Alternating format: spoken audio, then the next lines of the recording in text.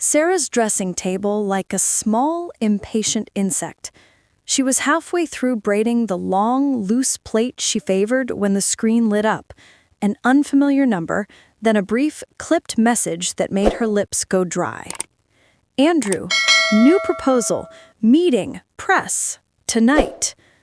There was no punctuation, only capital letters and a serrated urgency that chased the warmth from the room. The flat smelled faintly of jasmine and lemon oil. The radio in the corner murmured some distant midday program. For a suspended second, Sarah sat perfectly still, the plate forgotten, the small silver comb sliding from her fingers to pool on the velvet cushion beside the bowl of morning fruit. Had he spoken to her? No, of course not. The message felt like a stone thrown into the quiet pond of the life she had managed, against the odds, to build for herself. 3 decades had taught her the perils of silence. She knew too well that the story that arrived in the public domain first often became the story the world accepted.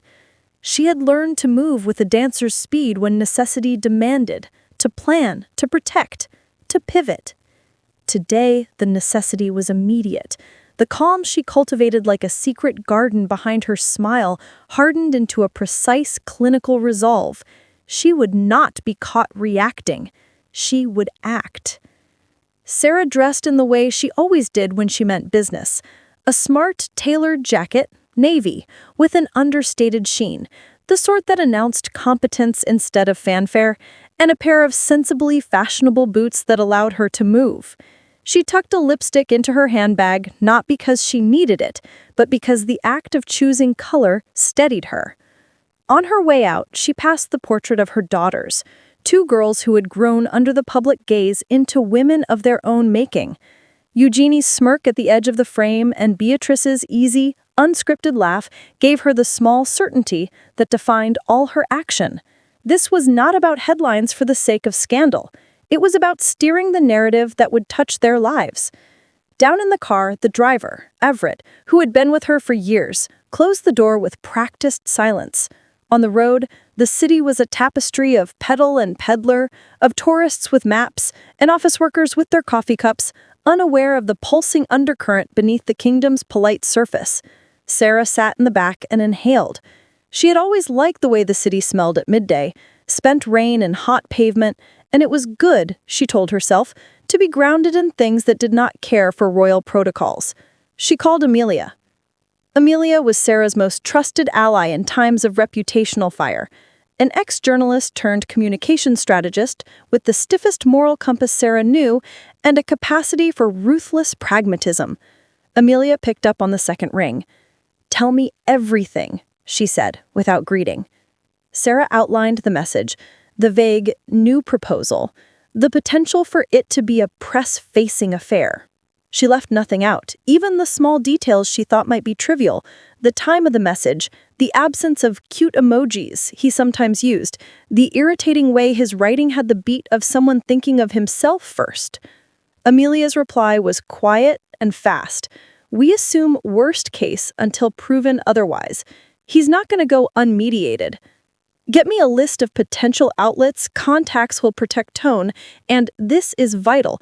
Don't answer any public queries until we've had a strategy. I'll call you in 10. 10 minutes later, Sarah was in a low conference room at a PR firm she knew.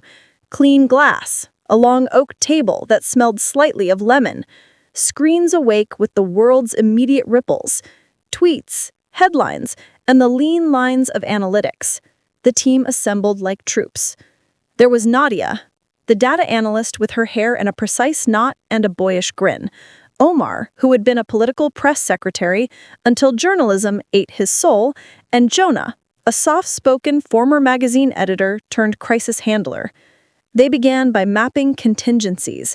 Sarah listened more than she spoke. Years of triage had taught her the power of listening. She made notes, not just for the facts, but for the tone she wanted. Protect, clarify, humanize, push back, if necessary, but always in a way that reinforced dignity. "What's the likely play?" Omar asked. "Is he launching something, book, podcast, foundation?" None of that landed yet, but the language of the message suggested a press element. He has a habit of wanting to control his own voice. Then he'll pick an outlet that favors long form, possibly a Sunday feature. There's also the more modern route, an interview dropped on an affluent magazine's website, heavy on personal narrative. They sketched possible angles. The worst would be an unmediated return to the spotlight on terms that could be damaging, combative statements, regrettable anecdotes, anything that might reopen wounds or pull their daughters into an unwanted orbit. The best would be an announcement couched in thoughtful terms, framed around philanthropic commitment or a quiet retirement to private life. Unlikely, given Andrew's pattern, but not impossible if handled delicately. Sarah's first move was always to reassert control over the timeline. She could not stop the world from wanting to respond. She could, however, set the rhythm. We need to be the first to speak about this. Framing matters. If he's doing something public tonight, we release a measured statement that acknowledges the situation and offers a counterpoint. We are committed to privacy and to focusing on our family. We don't need to litigate publicly. We will, however, stress our values. Amelia leaned forward. I agree, but we must prepare two statements, one that is conciliatory and calm, another that's firmer for a more aggressive release. And, this is crucial, get ahead of the narrative for our daughters. If journalists smell blood, they'll hunt. We should draft messaging for Eugenie and Beatrice, too. They may want to speak for themselves. Sarah felt the familiar ache in her chest when their names were mentioned, an ache threaded with love and the sharp edge of maternal protection. The girls had worked hard to forge their own identities and careers. She would not let that be compromised by careless public theater. By afternoon, word had begun to leak. In the world of modern media, the smallest ember becomes a bonfire if oxygen is given. A freelance reporter, excited and hungry, placed a speculative line in an entertainment newsletter. Prince Andrew reportedly planning a comeback. The line spread with algorithmic glee. Sarah's phone began to buzz with questions she did not want to answer yet. She breathed. It was time to move. They released the first statement, short, composed.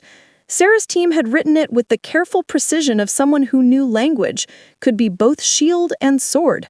In light of recent reports concerning private plans, we are reminded of the importance of privacy and family. The Duchess of York has acted, and will continue to act, in the best interests of her family. Any public statements will be made through appropriate channels. It was a small, elegant piece of text. Nothing flashy, but the rhythm of it mattered. It refused to escalate. It refused to capitulate. And most importantly, it signaled that Sarah was not surprised, that she had a hand on the tiller.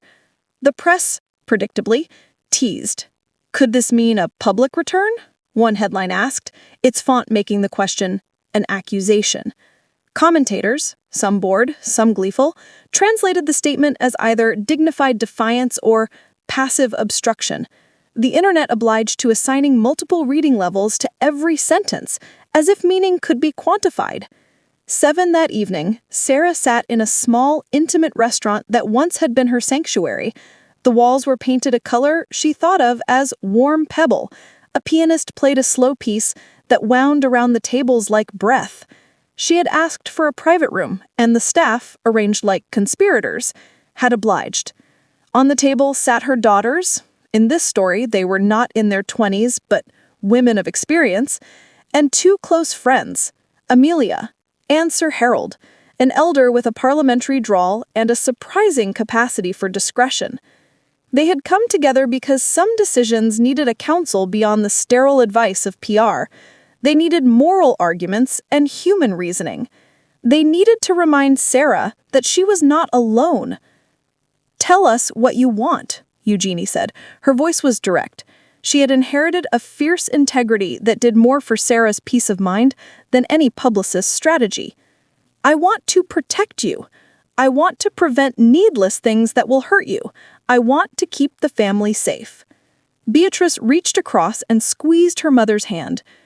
"We trust you," she said, "but also, this is our life too. We're not props in someone else's revival." Sir Harold cleared his throat. There is, of course, the simple legal reality. If this is truly a commercial venture, contracts will matter. If it is a public relations push, then trajectory and allies matter. But let me be blunt. People will ask about motive. Motive sells. That made them all laugh, because it was true.